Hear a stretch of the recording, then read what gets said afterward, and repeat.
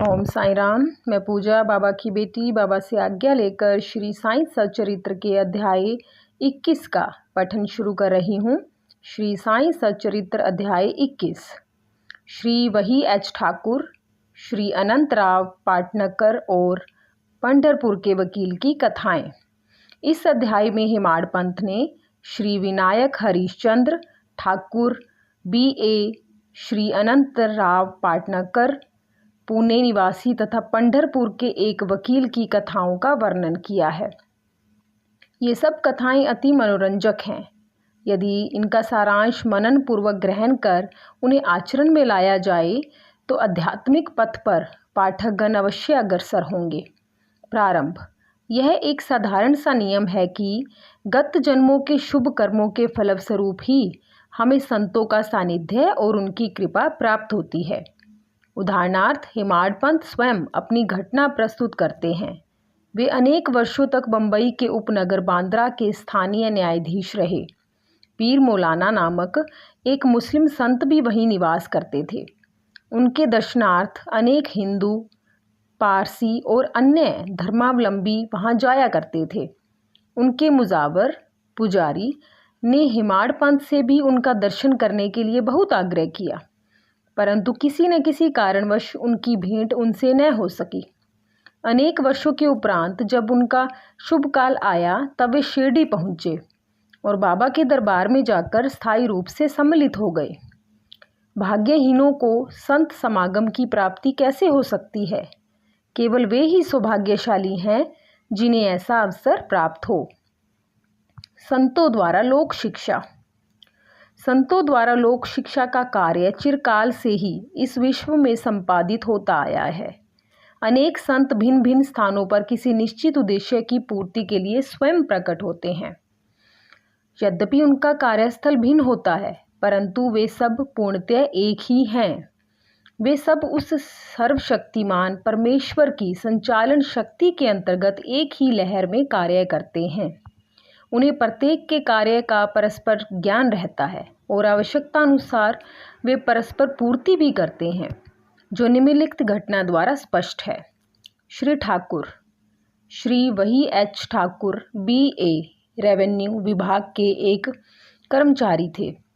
वे एक समय भूमि मापक दल के साथ कार्य करते हुए बेलगाम के समीप वडगाम नामक ग्राम में पहुंचे। वहां उन्होंने एक कानड़ी संत पुरुष अप्पा के दर्शन कर उनकी चरण वंदना की। वे अपने भक्तों को निश्चल दास कृत विचार सागर नामक ग्रंथ, जो वेदांत के विषय में है, का भावार्थ समझा रहे थे।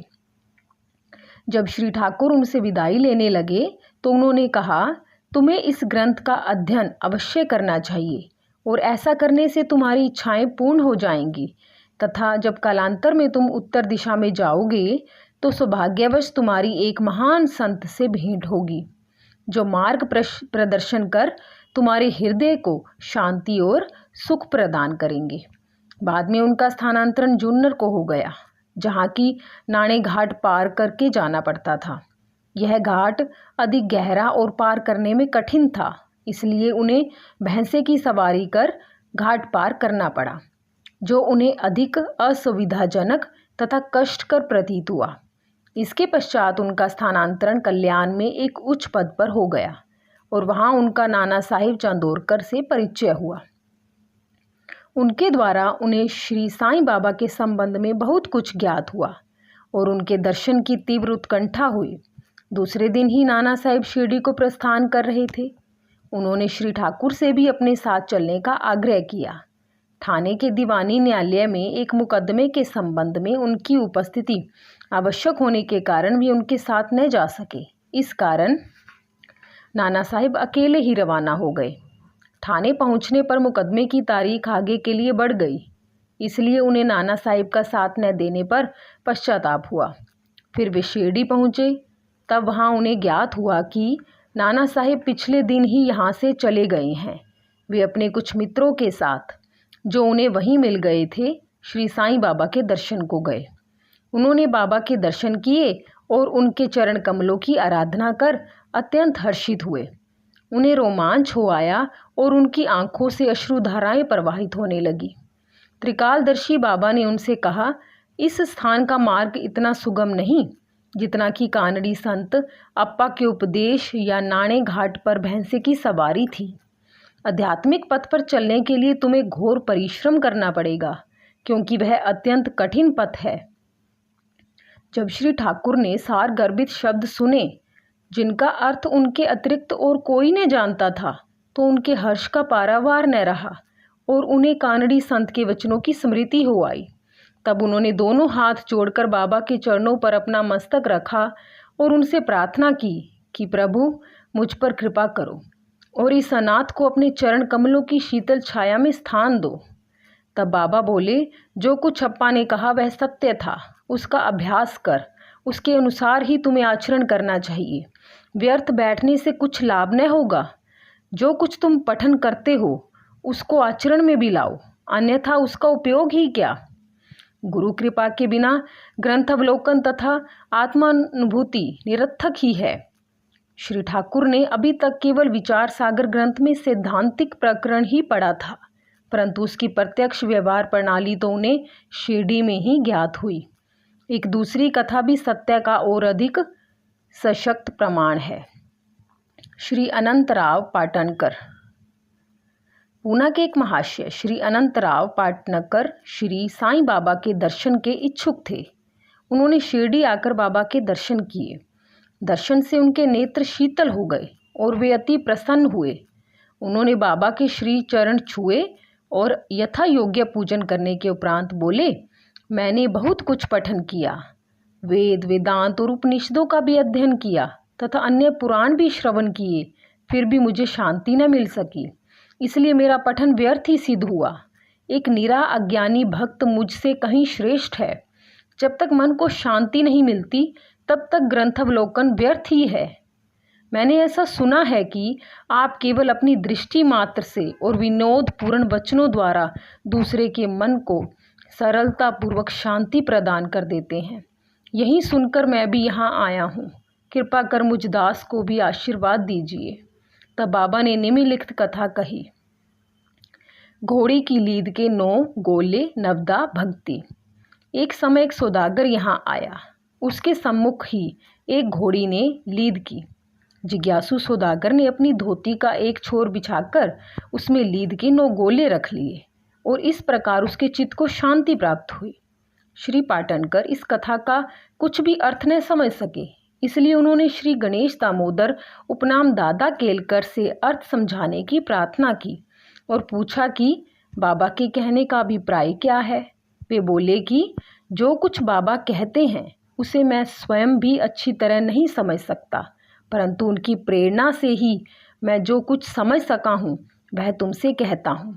घोड़ी है ईश कृपा और 9 एकत्रित गोले हैं नव विद्या भक्ति, यथा श्रवण, कीर्तन, नाम स्मरण, पाद सेवन, अर्चन, वंदन, दास्य, सख्य, आत्मनिवेदन। ये भक्ति के 9 प्रकार हैं। इनमें से यदि एक को भी सत्यता से कार्य रूप में लाया जाए तो भगवान श्री हरि अति प्रसन्न होकर भक्त के घर प्रकट हो जाएंगे। समस्त साधनाएं अर्थात जप तप योग अभ्यास तथा वेदों के पठन पाठन में जब तक भक्ति का संपुट न हो बिल्कुल शुष्क ही है। वेद ज्ञानी या ब्रह्म ज्ञानी की कीर्ति भक्ति भाव के अभाव में निरर्थक है। आवश्यकता है तो केवल पूर्ण भक्ति की। अपने को भी उसी सौदागर के समान ही जानकर और व्यग्रता तथा उत्सुकता पूर्वक सत्य की खोज कर 9 प्रकार की भक्ति को प्राप्त करो, तब कहीं तुम्हें दृढ़ता तथा मानसिक शांति प्राप्त होगी। दूसरे दिन जब श्री पाटनकर बाबा को प्रणाम करने गए तो बाबा ने पूछा कि क्या तुम लीद के 9 गोले एकत्रित किए? क्या तुमने लीद के 9 गोले एकत्रित किए? उन्होंने कहा कि मैं अनाश्रित हूँ, आपकी कृपा के बिना उन्हें सरलतापूर्वक एकत्रित करना संभव नहीं है। बाबा ने उन्हें आशीर्वाद देकर सांत्वना दी कि तुम्हें सुख और शांति प्राप्त हो जाएगी, जिसे सुनकर श्री पाटनकर के हर्ष का पारावार न रहा। पंढरपुर के वकील। भक्तों के दोष दूर कर उन्हें उचित पथ पर ला देने की बाबा की त्रिकालज्ञता की एक छोटी सी कथा का वर्णन कर इस अध्याय को समाप्त करेंगे। एक समय पंढरपुर से एक वकील शिरडी आए। उन्होंने बाबा के दर्शन कर उन्हें प्रणाम किया तथा कुछ दक्षिणा भेंट देकर एक कोने में बैठ वार्तालाप सुनने लगे। बाबा उनकी ओर देखकर कहने लगे कि लोग कितने धूर्त हैं जो यहाँ आकर चरणों पर गिरते और दक्षिणा देते हैं, परंतु पीठ पीछे निंदा करते हैं। कितने आश्चर्य की बात है ना। यह पगड़ी वकील के सिर पर ठीक बैठी और उन्हें उसे पहननी पड़ी।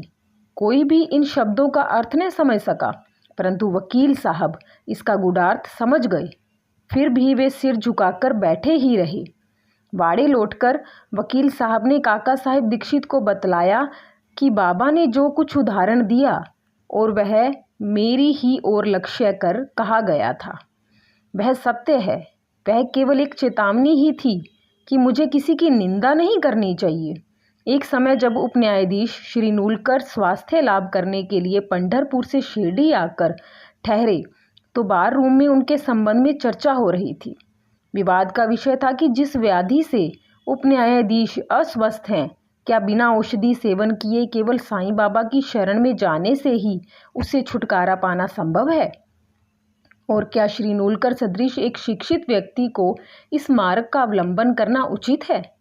उस समय श्री नूलकर का और साथ ही साथ श्री साईं बाबा का भी बहुत उपहास किया गया।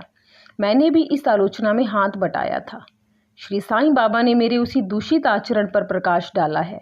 यह मेरे लिए उपहास नहीं वरन एक उपकार है, जो केवल उपदेश है कि मुझे किसी की निंदा न करनी चाहिए और न ही दूसरों के कार्यों में विघ्न डालना चाहिए।